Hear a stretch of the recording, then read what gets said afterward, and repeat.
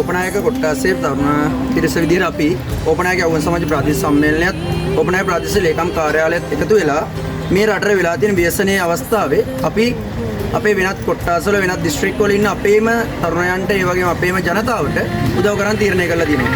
ඒකට ඕපනායක කොට්ටාස් ඉන්න ඔයගොල්ලෝ හැමෝටම අපි ආරාධනා කරනවා අපි මේ වෙනකොට දෙල්ගස් සන්දිය එතකොට අභිධර්ම පන්සල ඒ වගේම මැටිහක් වල ඉස්කෝලේ ගාව වගේ ස්ථානවල අපේ ආධාර එකතු කරන මධ්‍යස්ථාන පිටවල තියෙනවා.